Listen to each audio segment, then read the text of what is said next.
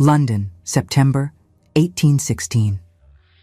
The afternoon sun filtered through the dusty windows of Winter's house in Grosvenor Square, casting long shadows across the Turkish carpet that had once been magnificent, but now showed the wear of 8 months without proper care.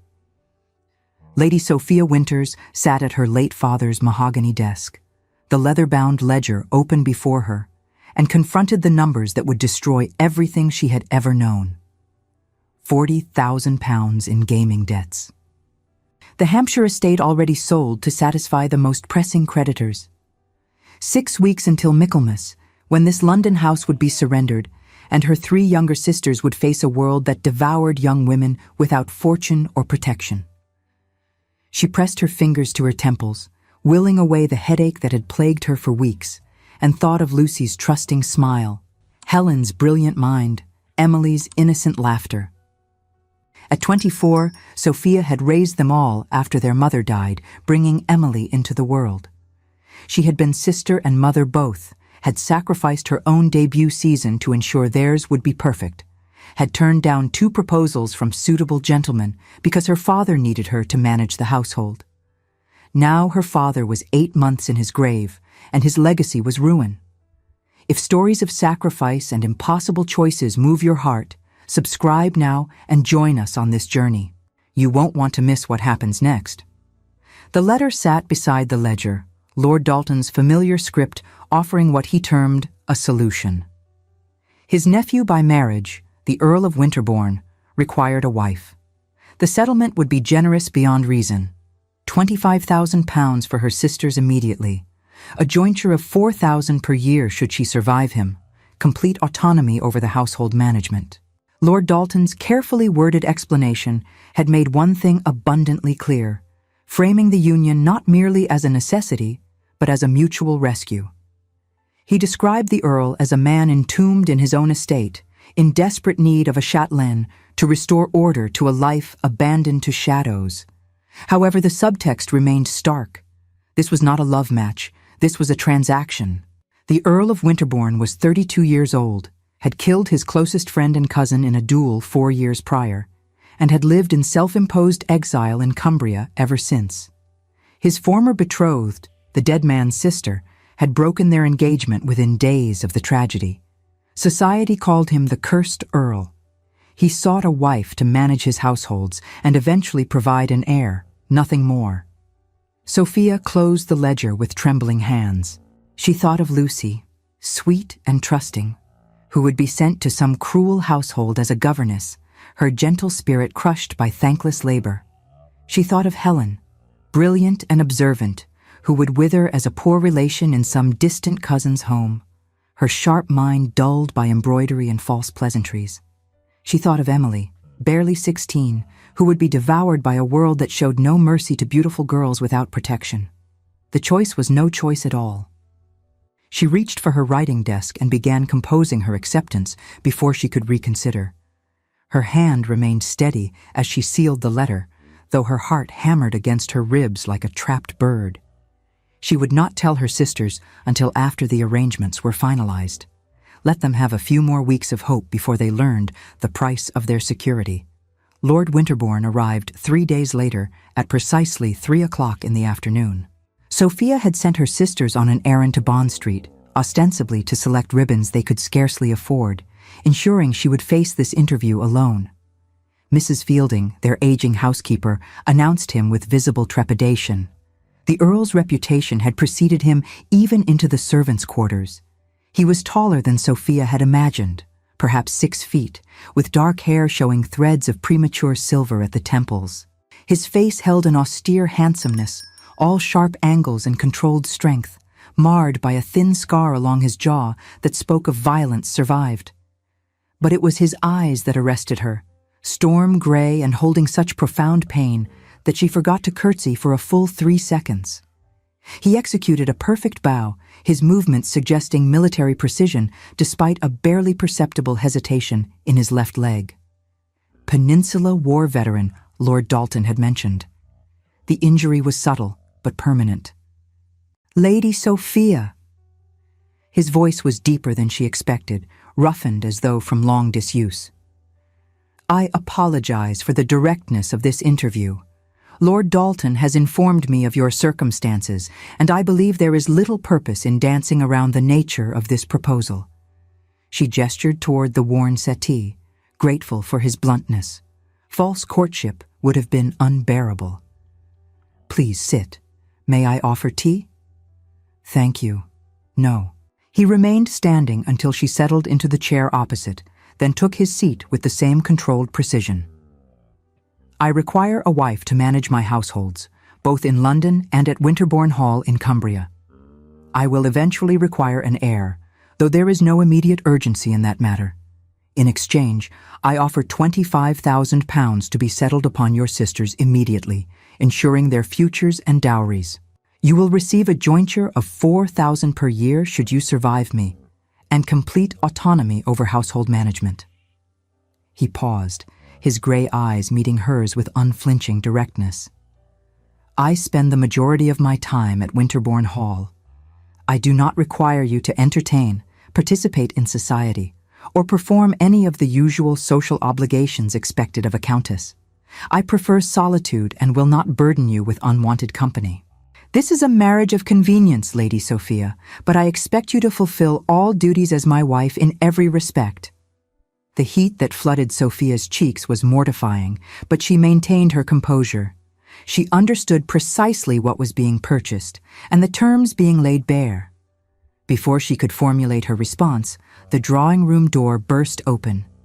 Emily, having apparently escaped Mrs.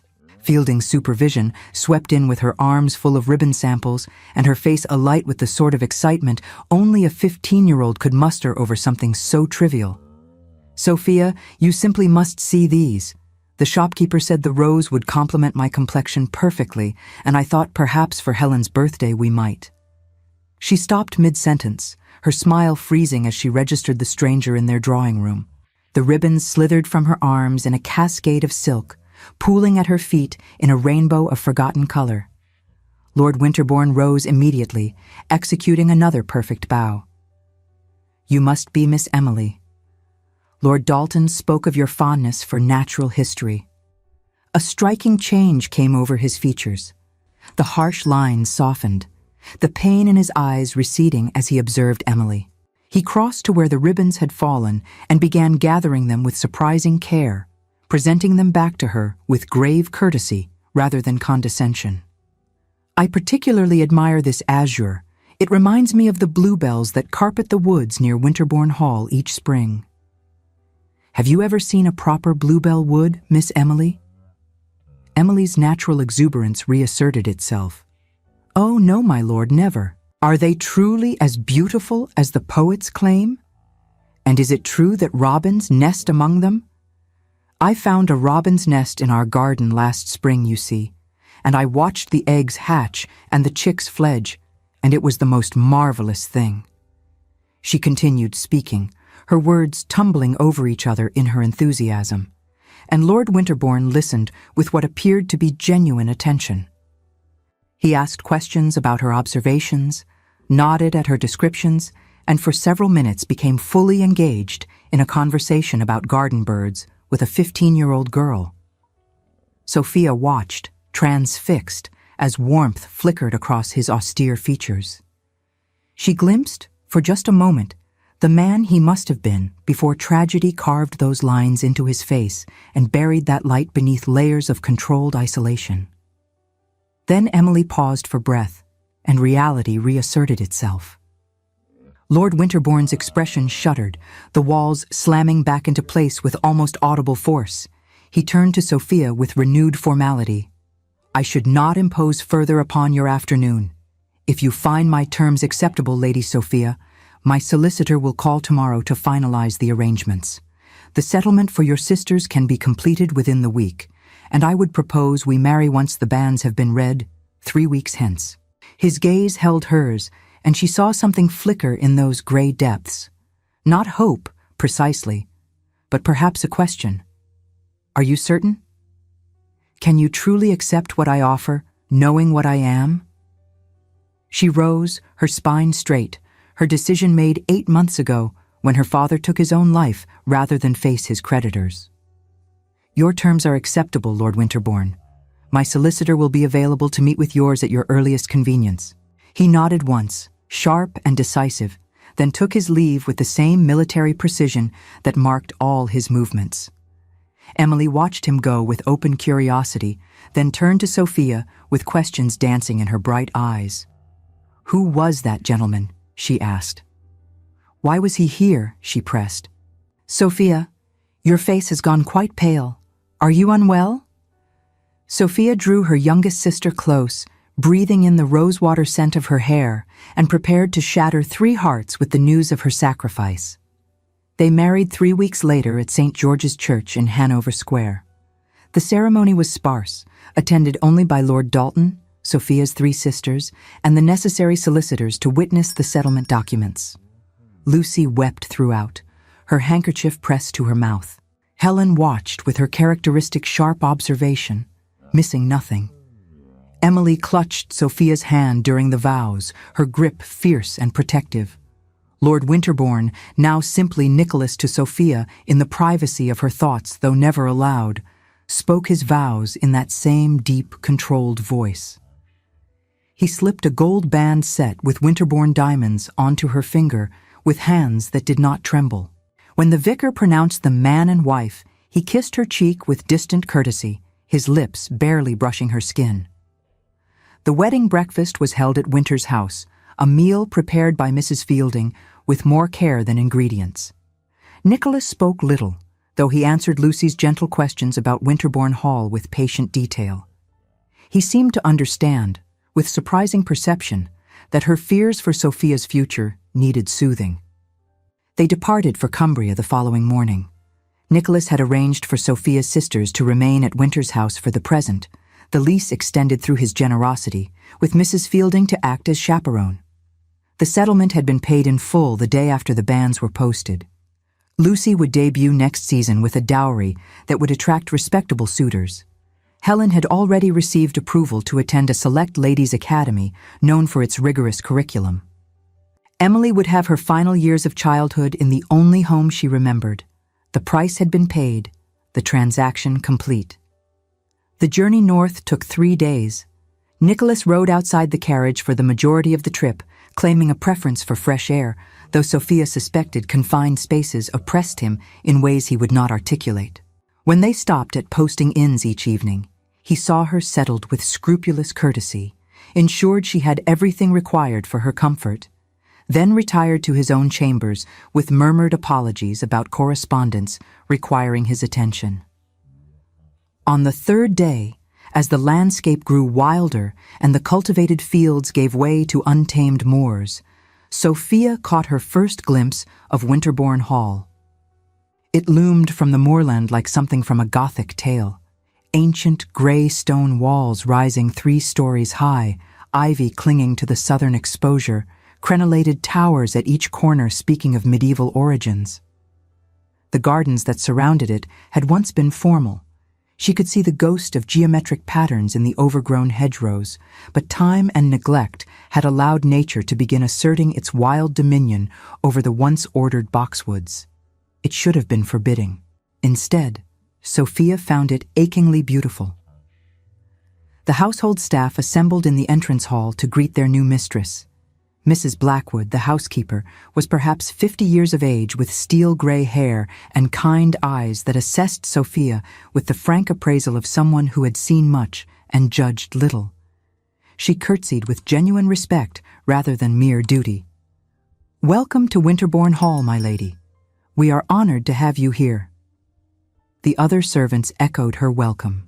Sophia noted how their eyes went to Nicholas with something beyond the usual deference due an employer. There was concern there, and fierce loyalty, the sort that came only from having witnessed someone at their worst and choosing to stand beside them regardless.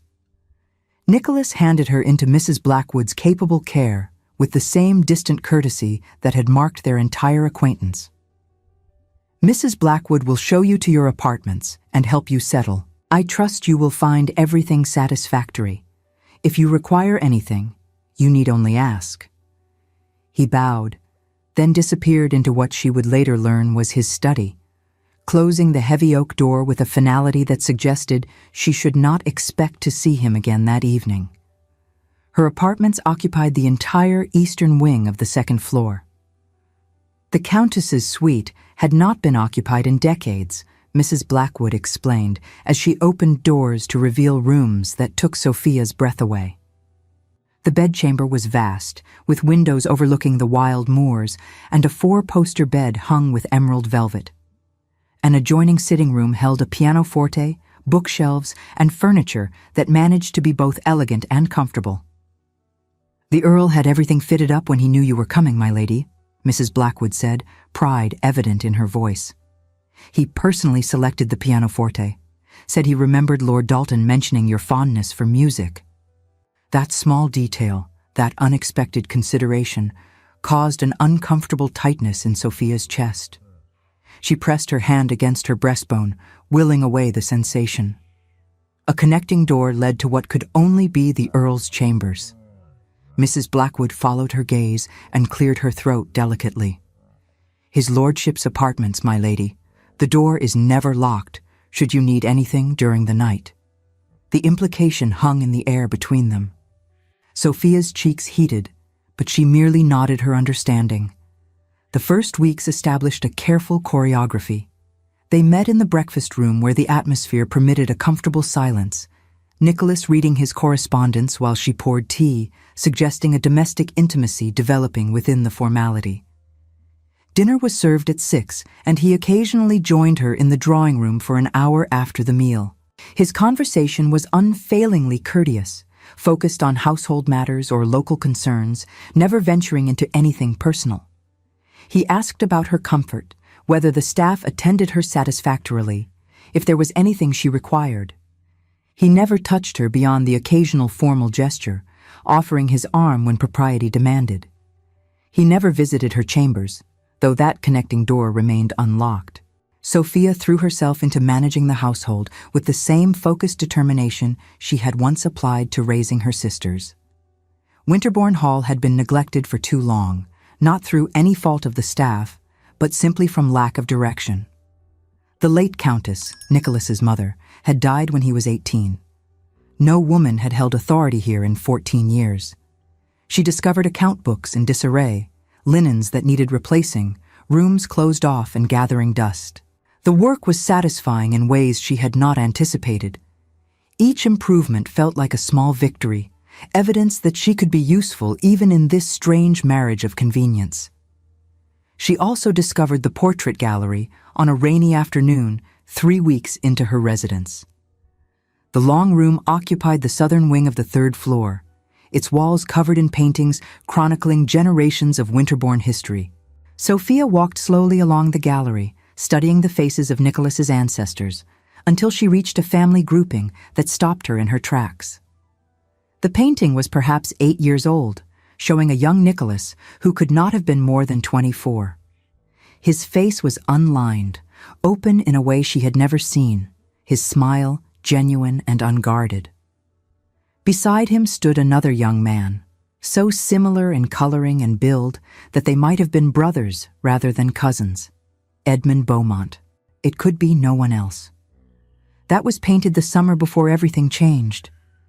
Sophia turned to find Mrs. Blackwood standing in the doorway, a tea tray in her capable hands. The housekeeper crossed to set the tray on a small table, then stood beside Sophia, both women studying the portrait of 2 young men whose futures had seemed limitless. Master Edmund was his lordship's closest friend since their days at Eton, Mrs. Blackwood said quietly. Closer than brothers. The duel was a terrible misunderstanding, my lady. His lordship has never spoken of what truly occurred that night, but those of us who know him understand he would never have drawn his sword against Master Edmund without the gravest cause. She paused, her weathered hands clasped before her. He has punished himself far more severely than society ever could. The nightmares wake the household some nights. He rides out on the moors in dangerous weather, as though courting death might somehow atone for the one he could not prevent. Before the tragedy, this house rang with his laughter. I have not heard that sound in 4 years. Sophia studied the painted face of the man who would become her husband, trying to reconcile that open joy with the austere control of the Earl she knew. What happened to his betrothed, Lady Miranda Beaumont? She broke the engagement 3 days after the duel, refused even to see him when he tried to explain. Mrs. Blackwood's mouth tightened with disapproval. She was Edmund's younger sister, and grief made her cruel. His lordship accepted her condemnation without protest, as he accepted society's, as he accepted his own father's disgust before the old Earl died that same winter. The housekeeper turned to face Sophia directly, her expression fierce with loyalty. "You are good for him, my lady. I have seen small changes these past weeks. He takes meals at regular hours now. He has not ridden out in dangerous weather since you arrived. Yesterday, I heard him speaking with Mr. Patterson about expanding the library, something he has not shown interest in for years. Whatever the circumstances of your marriage, your presence here is a blessing." After Mrs. Blackwood departed, Sophia remained in the gallery, staring at that portrait of 2 young men whose friendship ended in blood and guilt. She thought of the man who slept in the adjoining chambers, but never crossed the threshold. The man who treated her with distant courtesy, but ensured her every comfort. The man who had softened so completely when Emily babbled about robins, revealing glimpses of who he had been before tragedy reshaped him. She had married him to save her sisters. She had not expected to care what became of him. That realization should have frightened her. Instead, it settled over her heart like the first snow of winter, inevitable and transforming everything it touched. The rhythm of life at Winterbourne Hall gradually became familiar.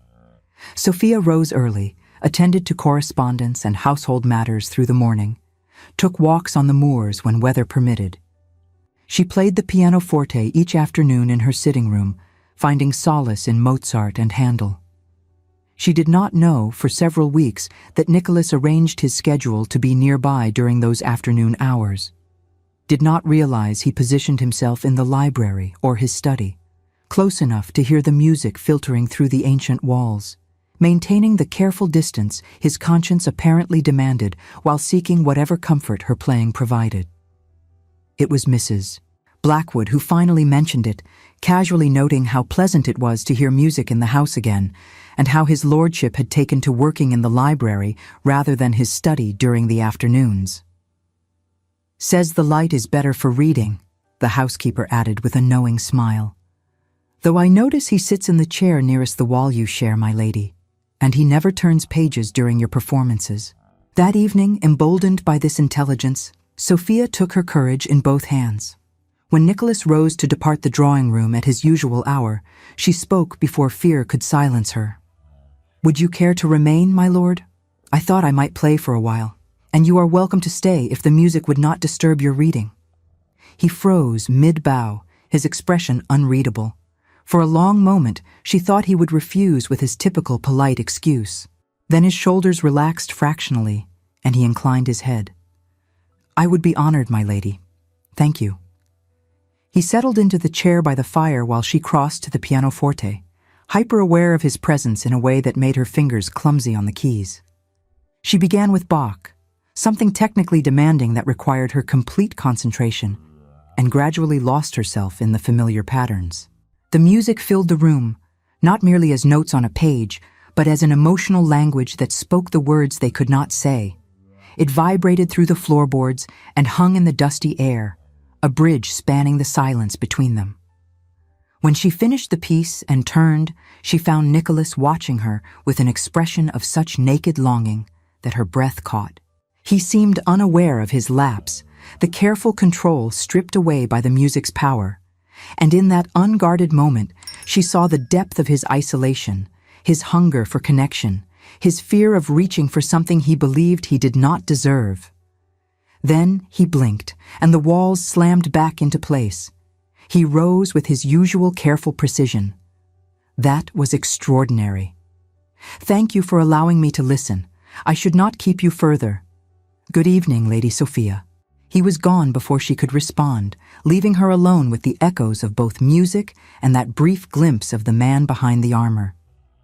December arrived with frost, painting the moor grasses silver and a bitter wind that whistled through even Winterbourne Hall's thick walls.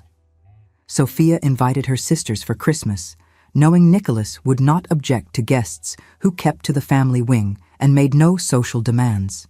Their arrival transformed the ancient hall.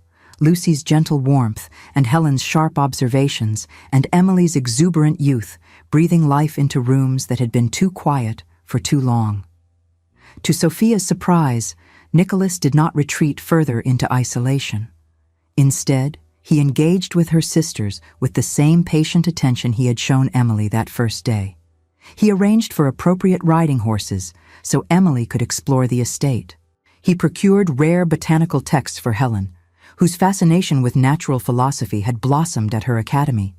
He accompanied Lucy to the pianoforte, revealing an accomplished musical talent he had kept hidden, his baritone joining her soprano in duets that made Sophia's throat tighten with emotions she dared not examine too closely. Even Helen, ever the skeptic, had cornered him regarding his intentions toward their sister one evening. Whatever he answered must have been spoken with absolute sincerity, for Helen treated him with cautious respect thereafter. She watched him with her sisters and saw, again and again, glimpses of the man he had been before Edmund died, the man capable of warmth and humor and genuine connection, the man buried beneath 4 years of self-imposed penance. 2 days before Christmas, a carriage arrived unannounced, bearing a visitor whose presence shattered the fragile peace they had built. Lady Miranda Beaumont swept into Winterbourne Hall's entrance like an avenging angel draped in mourning silk. Her dark beauty was the sort poets celebrated, voluptuous and commanding, her green eyes assessing everything they touched with calculated precision. She wore black, despite 4 years having passed since Edmund's death.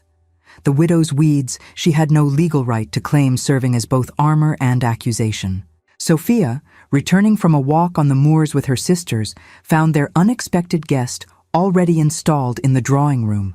Nicholas, standing by the fireplace with an expression carved from granite. "Lady Miranda," Sophia managed, executing a curtsy that felt absurdly inadequate. "This is unexpected." "Lady Sophia." Miranda's smile held no warmth. "I apologize for arriving without notice, but business concerning the Beaumont estate required Lord Winterbourne's immediate attention. Legal documents demanding his signature as a trustee. I thought it more efficient to bring them myself rather than entrust such sensitive matters to the post." Her explanation was perfectly reasonable, yet the proprietary air she adopted suggested she felt more at home in this room than the current countess. Sophia felt her sister's curious stares, saw the tension in Nicholas's shoulders, and summoned her breeding. "Of course. One wonders at the urgency that compelled such a journey in winter, but you must be exhausted. I will have Mrs. Blackwood prepare chambers for you. Will you be staying long?" "Perhaps through Christmas, if it would not be an imposition." Miranda settled onto the settee with proprietary ease. "It has been too long since I was here, and there is much Nicholas and I need to discuss." The use of his given name, spoken with such casual intimacy, sent a blade of something uncomfortably like jealousy through Sophia's chest. She ignored the sensation, focused on arranging hospitality with the skills that had sustained her through years of social necessity. Dinner that evening was an exercise in careful conversation. Miranda dominated the table with stories of London society, the latest scandals, the most fashionable gatherings. She spoke of shared memories with Nicholas, of Edmund and their youth, of traditions they had once expected to continue. She delivered polite barbs regarding the rustic isolation of the North, subtly undermining Sophia's position, while Sophia responded with chilled, impeccable politeness that asserted her authority over the household without breaching etiquette. Sophia's sisters tried valiantly to contribute, but they were outmatched by Miranda's sophisticated confidence. Nicholas said little, his responses brief and carefully neutral, but his very silence felt like betrayal. After the meal, when Lucy, Helen, and Emily prudently retired early, Sophia found herself excluded from the drawing room where Nicholas and Miranda remained to discuss the Beaumont estate documents. She told herself this was perfectly proper, that she had no claim to involvement in matters predating her marriage, that her growing unease was simply exhaustion from playing hostess to an unwelcome guest. But when she passed by the study an hour later, the door slightly ajar, she heard Miranda's voice and could not force herself to move past. "I was wrong, Nicholas. So terribly, unforgivably wrong." Miranda's words carried the weight of rehearsed emotion. "I have come to understand, through years of grief and reflection, that Edmund's death was not your fault. You did what honor demanded, what any gentleman would have done. I erred catastrophically in breaking our engagement, in adding my condemnation to society's, in abandoning you when you needed support most desperately." Sophia's hand pressed against the door frame, her knuckles white. "That is generous of you to say, Miranda, but unnecessary." Nicholas's voice was low, harder to hear. "What happened 4 years ago cannot be undone. You followed your heart and your grief. I do not fault you for either. But I fault myself." The rustle of silk suggested movement, Miranda rising perhaps, crossing toward him. "I have spent 4 years in mourning, not just for Edmund, but for what we lost, Nicholas, the future we planned, the love we shared. I realize now that love has not diminished, not truly. It has endured despite time and distance and all the pain between us. I still love you.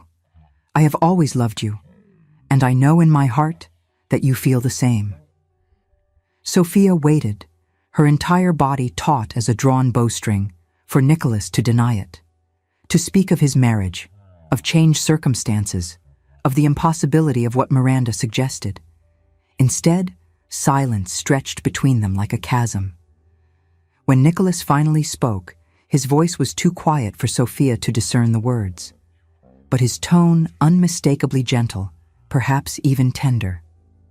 She turned and fled before she could hear more, her slippers silent on the Turkish runner as she navigated corridors she had memorized in darkness. She did not flee to her chambers, but to the conservatory at the far end of the house, a glass-walled sanctuary where tropical plants survived despite Cumbria's bitter winters through some combination of clever design and stubborn will.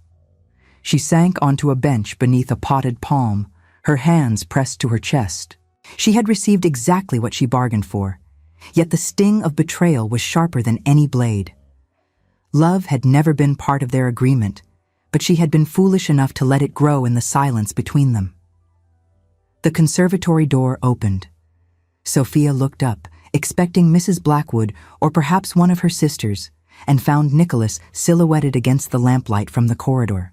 He stepped inside, closing the door behind him, his movements careful, as though approaching something wild that might bolt.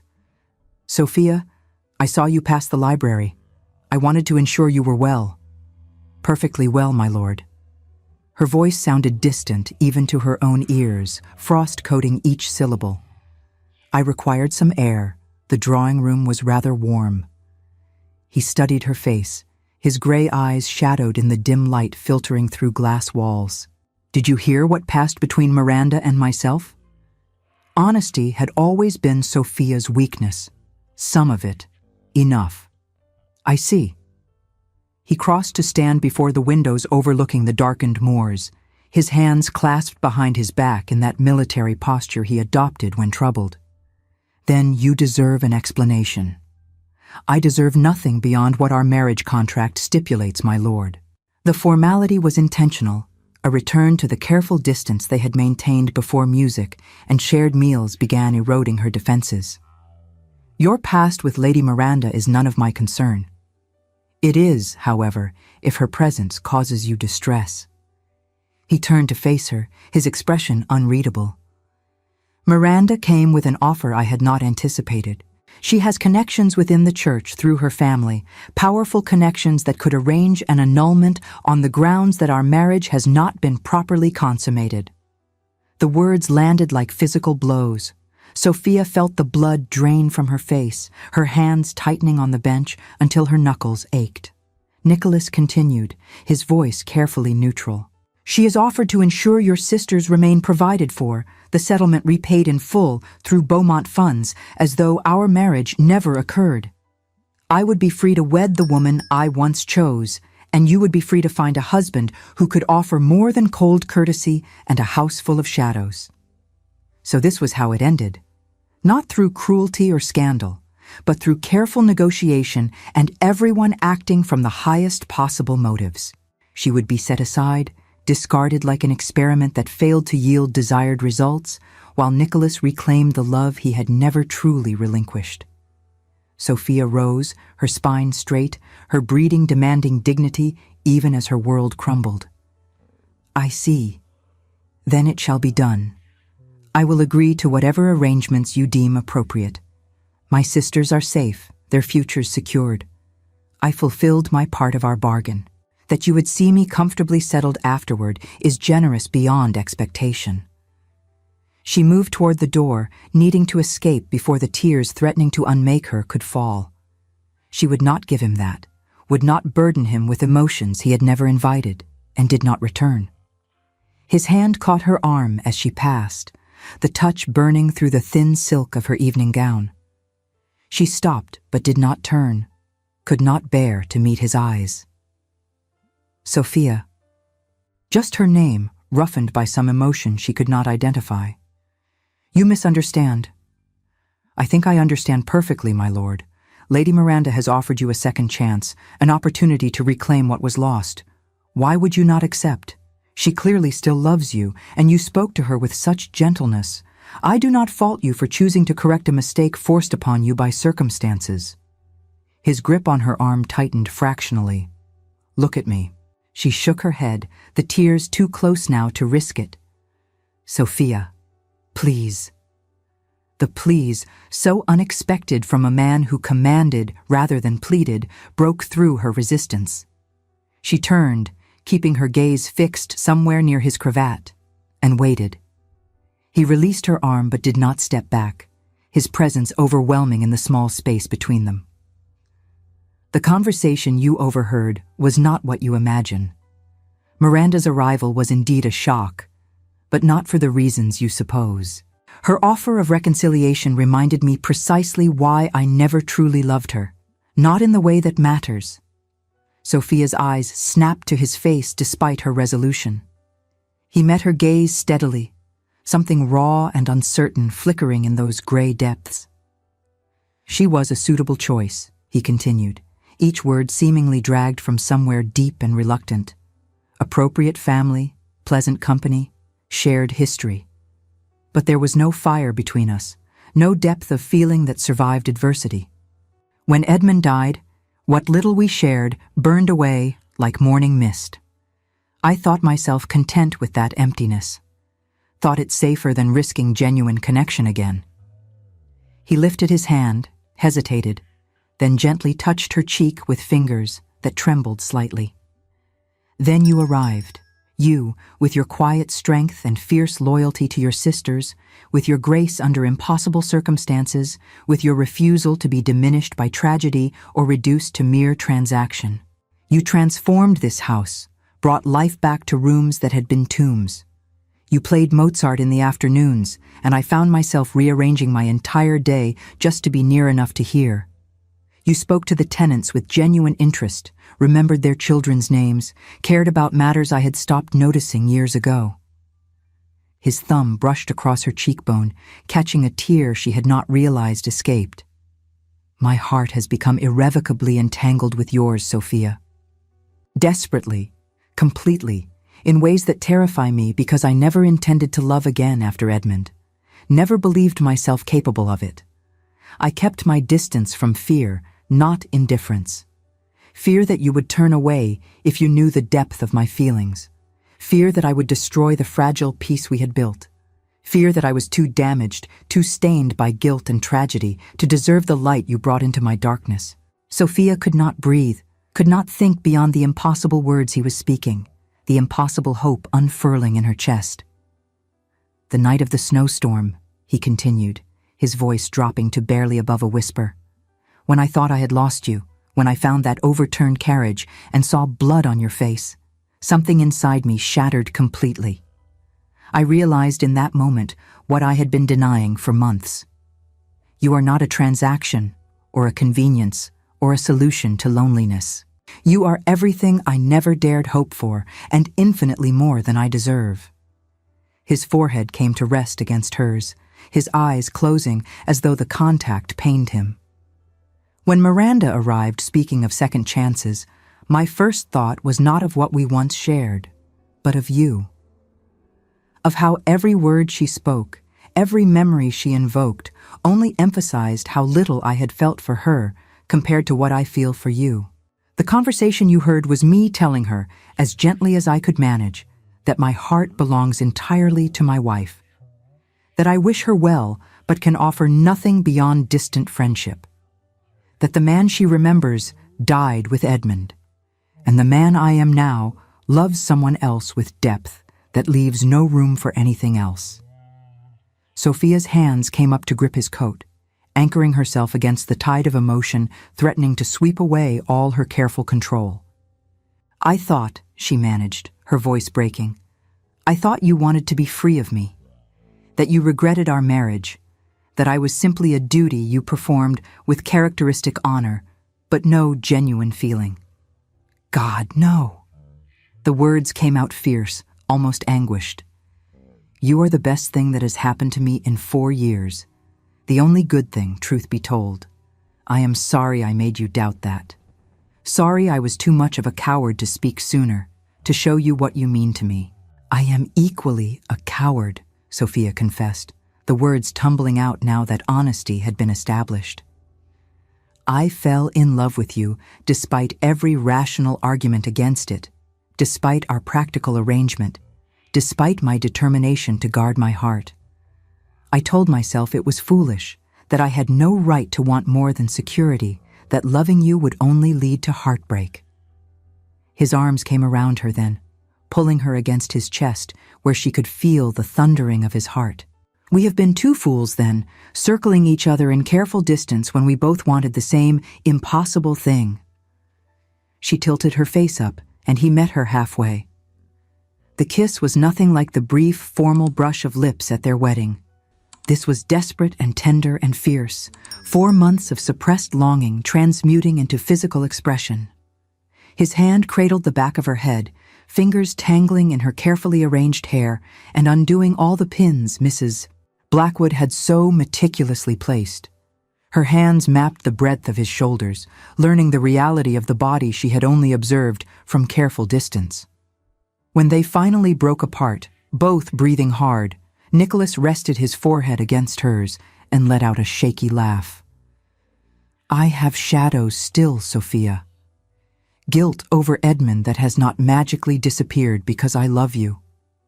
I am not an easy man, and this will not be an easy marriage in many ways. I know." She kissed him again, softer this time, a promise rather than passion. "But I am not afraid of shadows, Nicholas, and you are not alone in carrying them anymore."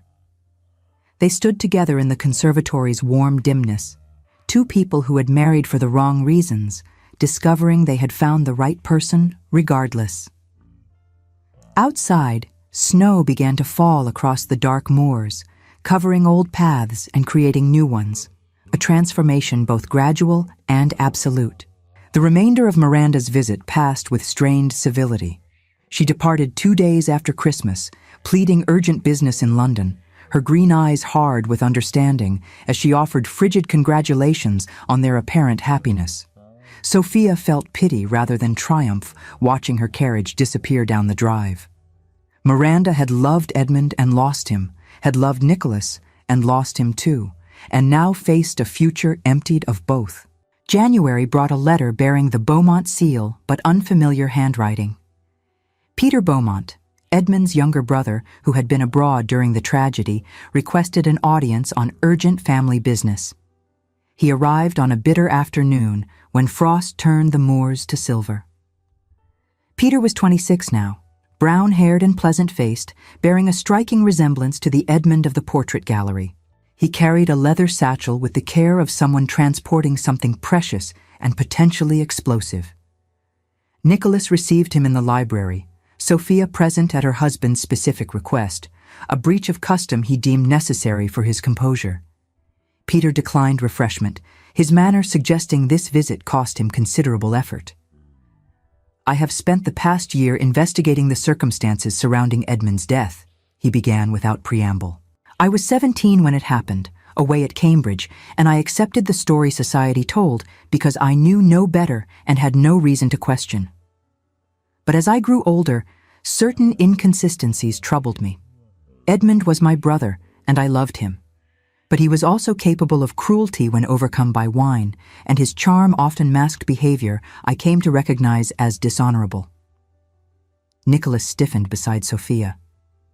She reached for his hand beneath the table, lacing their fingers together, and felt him grip back with enough force to hurt. Peter withdrew a bundle of letters from his satchel. These were discovered last month during renovations to the Beaumont London house.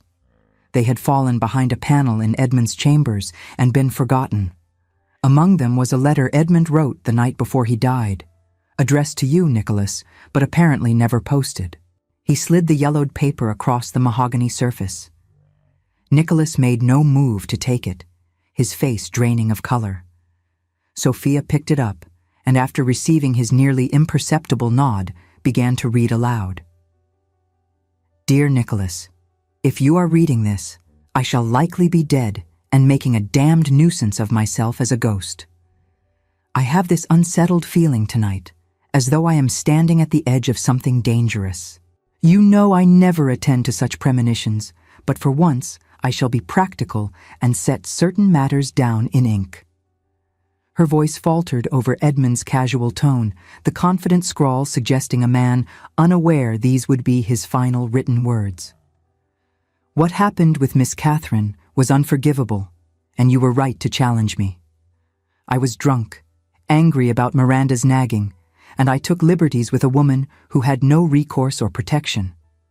You saved her from consequences far worse than my unwanted attentions, and you offered to take blame for defending her honor when any gentleman with conscience would have done the same." Sophia paused, glancing at Nicholas.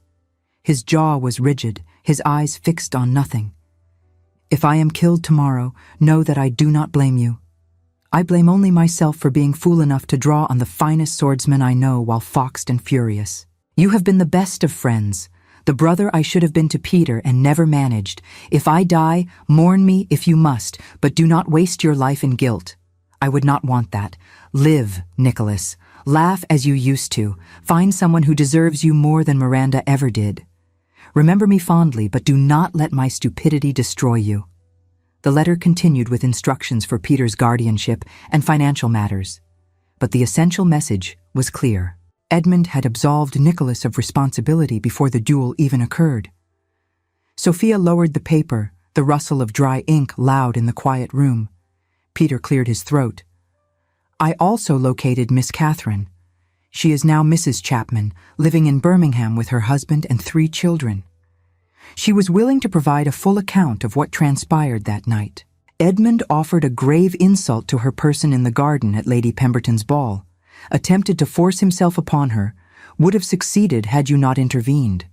You challenged him to protect her reputation, to ensure the matter could be framed as a disagreement between gentlemen rather than what it truly was, an assault upon a defenseless woman." He met Nicholas's hollow gaze with steady compassion. "My brother died because he made dishonorable choices, and you made honorable ones. Society condemned you because you refused to destroy an innocent woman's reputation in order to clear your own name. I am offering public vindication now, if you will accept it. Mrs. Chapman is willing to provide testimony. I will speak at White's and every other club that will hear me. Miranda has already agreed to add her voice, acknowledging she was wrong to condemn you." Nicholas finally moved, shaking his head with slow deliberation. "No. Thank you, Peter. But no. I appreciate your efforts more than I can express, and this letter means more than vindication ever could. But I will not drag Mrs. Chapman through society's judgment 4 years later simply to clear my name. I will not see Edmund's memory torn apart in drawing rooms across London. I will not put the Beaumont family through additional pain for the sake of my reputation. He stood, crossing to the window that overlooked the frozen moors. A gentleman's honor was not found in public spectacle, he knew, but in the quiet knowledge of the truth and the protection of the innocent. The people who matter know the truth, my tenants, my servants, my wife. His hand found Sophia's shoulder, squeezing gently. That is sufficient. Edmund would not want his family destroyed for my sake. Let the past remain past. Peter departed the following morning with evident respect. The letters he left behind became precious possessions, kept in Nicholas's study, where he could read Edmund's final absolution whenever guilt threatened to overwhelm him again. But truth, once revealed, has a way of spreading regardless of attempts at containment. Mrs. Chapman, moved by Nicholas's refusal to use her testimony, wrote her own account and sent it to several influential ladies of her acquaintance. Peter spoke at White's, despite Nicholas's preference for silence. Miranda, genuinely remorseful for her role in society's condemnation, added her voice to the chorus of those defending the Earl of Winterbourne. By the time spring arrived and the season commenced, Nicholas's reputation had undergone complete rehabilitation. Invitations poured in from every fashionable house in London. Hostesses who had cut him 4 years prior now courted his attendance with the desperate enthusiasm of those seeking to be on the right side of scandal. Nicholas viewed this development with wry amusement and firm resolution. I have no intention of subjecting us to society's sudden approval. They made their judgment. I made my peace with their absence. Let us remain here, where we need please no one but ourselves. But Sophia, with the strategic mind that had once managed a household on no income, and 3 sisters on non-existent prospects, saw opportunity. One exception, she suggested one evening as they sat together in the library, his head in her lap as she ran her fingers through his hair. The Beaumont ball in May. Your cousin, twice removed, Lady Beatrice Beaumont, maintains the family tradition. One appearance to show society you survived their censure and found happiness despite their best efforts to destroy you. I care nothing for society's opinion. I know, but I care for the symbolism. We began this marriage as a transaction. Let us show the world what it became instead. Let them see that love can grow in the most unlikely soil when properly tended. He turned his head to look up at her, his gray eyes holding the warmth she had once thought impossible. You simply want to dance with me. Admit it. She smiled, unrepentant. We have never danced together, not even at our wedding. I should like to waltz with my husband at least once before I grow too old to manage it. You could never be too old to manage anything. But he agreed because he could deny her nothing, and because some part of him recognized she was right about the value of public closure. The night of the Beaumont ball arrived warm and clear, late spring bringing London to full bloom. Sophia wore midnight blue silk that made her gray eyes luminous, the Winterbourne diamonds glittering at her throat and wrists. Nicholas, in formal evening attire, looked every inch the aristocrat he had been born to be, the scar on his jaw merely adding character rather than diminishing appeal. Their entrance caused the exact sensation Sophia had anticipated. Conversation stopped mid-word. Fans stilled. Every eye in the ballroom fixed on the Earl and Countess of Winterbourne as they descended the staircase with perfect synchronization, radiating a happiness that owed nothing to performance and everything to genuine feeling. They greeted Lady Beatrice, who welcomed them with tears in her eyes and gratitude for their attendance. They accepted congratulations from guests who ranged from genuinely pleased to transparently opportunistic. Sophia glimpsed her sisters across the ballroom, Lucy and Helen radiant in their own right, drawing their own circles of admirers, now that the family disgrace had been transformed to tragic romance. Then the orchestra struck up a waltz, and Nicholas bowed before her with courtly grace. "May I have this dance, Lady Sophia?" She placed her hand in his, let him lead her onto the floor, and felt the world narrow to just the two of them despite hundreds watching. He held her as though she were spun glass and starlight, infinitely precious and miraculously his. They moved together with the synchronicity of two people who had learned each other's rhythms through months of careful attention, who fit together despite never intending to fit at all. "Satisfied?" he murmured against her ear as they turned. "Immensely. Though I confess I care far less about what they think than I did when this idea first occurred to me. What changed?" She met his gaze, letting him see everything she felt reflected in her eyes. "I realized the only opinion that matters is yours, that we could live in a cottage or a palace, embraced by society or shunned by it, and I would be equally happy so long as I was with you." His grip on her waist tightened, pulling her fractionally closer than strict propriety allowed. "The cottage sounds appealing. Shall we scandalize everyone by departing immediately after this dance?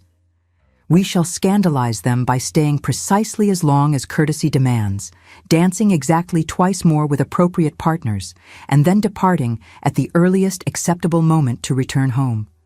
Winterbourne Hall or the London house? Wherever you are is home, Nicholas." They finished the waltz to enthusiastic applause, accepted congratulations from Lord Dalton, who was taking considerable credit for the match he had arranged, submitted to brief conversations with various dignitaries, then took their leave precisely 2 hours after arriving. In the carriage returning to the London townhouse, Nicholas pulled Sophia into his lap with the sort of undignified urgency that would have scandalized society had anyone witnessed it. She went willingly, her laughter muffled against his mouth as he kissed her with the passionate intensity he no longer bothered to restrain in private. "I love you," he said against her lips, between kisses, the words still new enough to carry weight. "You saved me in every possible way a person can be saved." "The accounts between us are balanced," she replied, her pragmatic nature asserting itself even in this moment of passion. "No debts. Only profits measured in currency far more valuable than gold." 2 years later, Winterbourne Hall rang with sounds that would have seemed impossible during those first frozen months. James, named for Edmund, despite Nicholas's initial reluctance, tottered through the gardens on legs still uncertain but determined.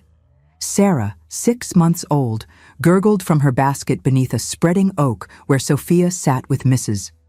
Blackwood, the two women having long since moved from employer and servant to something resembling friendship.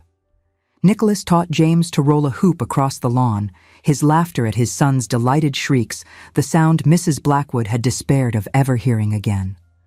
Lucy visited frequently, married now to a scholar of modest means and tremendous kindness. Helen would wed next spring, her betrothed as brilliant as she and completely besotted. Emily, at 18, was enjoying her first season with a maturity that suggested the sacrifices she had witnessed shaped her into someone both strong and gentle.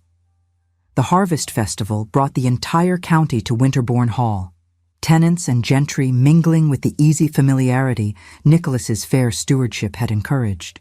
Sophia moved through the crowds with Sarah in her arms, accepting compliments and offering congratulations, her happiness palpable enough that complete strangers smiled simply from being near her.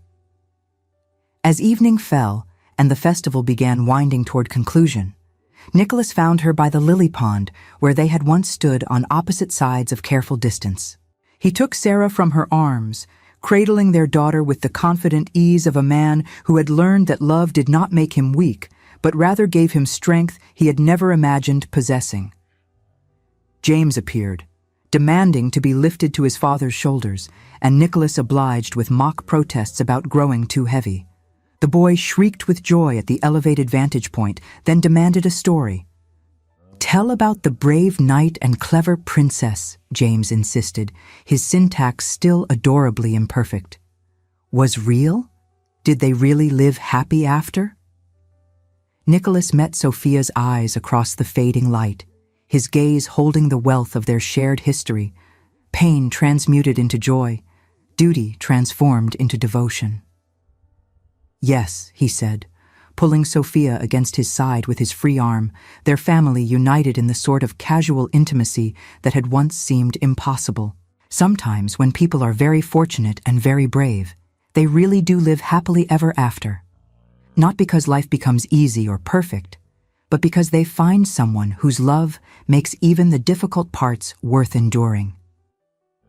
James considered this with the seriousness only a 3-year-old could muster. "Like you and Mama." "Exactly like Mama and me." Nicholas pressed a kiss to Sophia's temple, then to Sarah's downy head, then reached up to ruffle James's hair.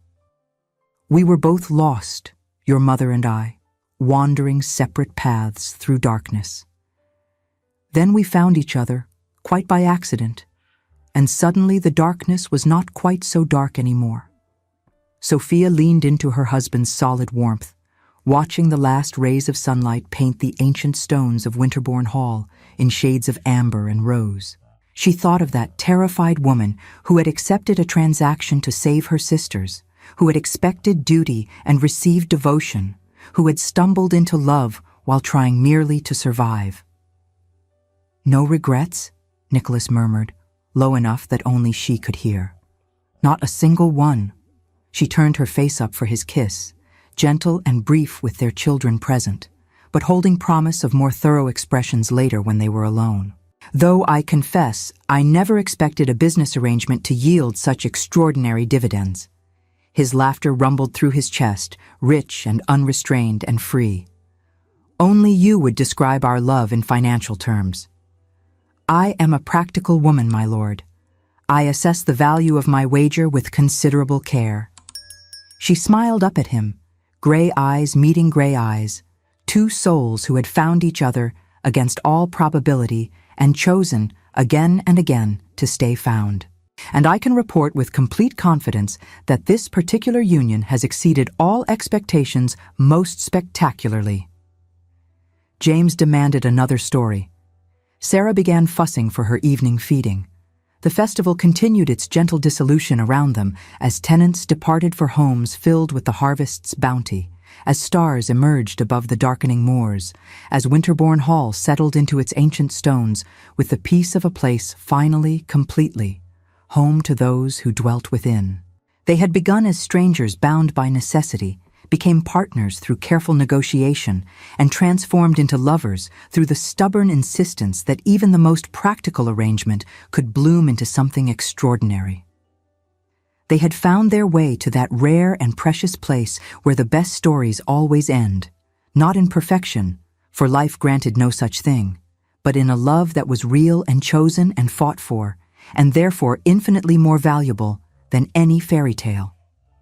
Thank you so much for staying with us until the end. If this story touched your heart, please like, subscribe, and share with someone who needs to hear it.